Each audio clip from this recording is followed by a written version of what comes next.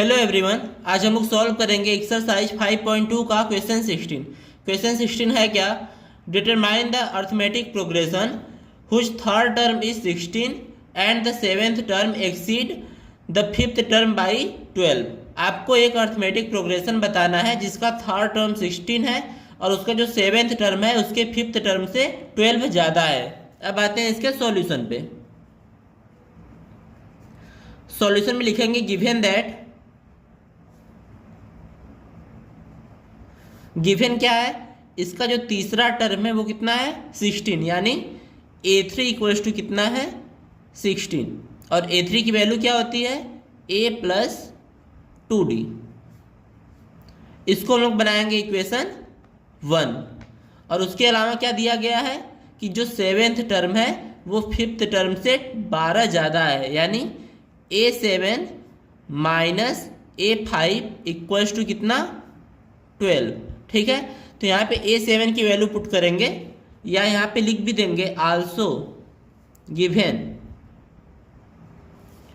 अब a7 की value क्या होती है a plus 6d minus a5 की वैल्यू क्या होती है a plus 4d equals to कितना है 12। अब इसको सॉल्व कर लेते हैं, तो यहाँ पे देखिए a प्लस 6d माइनस ए और ये भी क्या हो जाएगा माइनस हो जाएगा, माइनस 4d इक्वल्स टू 12। तो ए से ए कैंसिल हो जाएगा, 6d माइनस 4d कितना आएगा 2d इक्वल्स टू मिलेगा हमको 12। तो यहाँ से d की वैल्यू क्या आ जाएगी 12/2, यानी d इक्वल्स टू कितना 6। तो d की वैल्यू आ गई। अब हम लोग इस वैल्यू को पुट करेंगे इक्वेशन 1 में, तो यहाँ पे लिख देंगे putting this value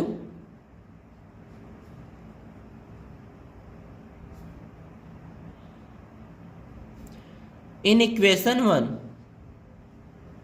इस वैल्यू को इक्वेशन 1 में पुट करेंगे, तो इक्वेशन 1 है आपका a plus 2d equals to 16। तो यहाँ पे d की वैल्यू 6 पुट करेंगे हम लोग, तो ये क्या हो जाएगा a प्लस 2 इंटू डी की वैल्यू कितनी है 6 इक्वल्स टू 16।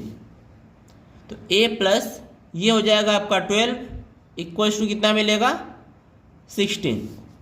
तो यहाँ से हमको a की वैल्यू क्या मिल जाएगी 16, 12 उधर जाएगा तो निगेटिव हो जाएगा तो -12।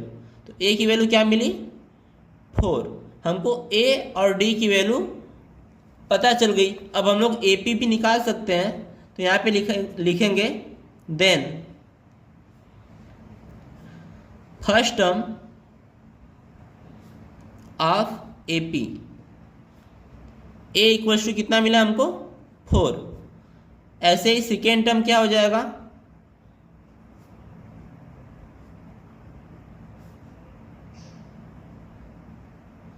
सेकेंड टर्म होगा आपका a प्लस d, यानी 4 प्लस d की वैल्यू कितनी है 6 और सेकेंड टर्म क्या आया 10।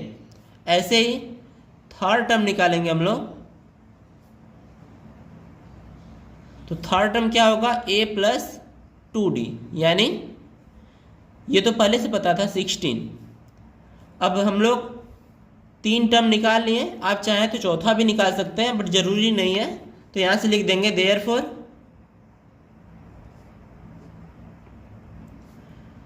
द AP इज, क्या मिला आपको 4, 10, 16 ...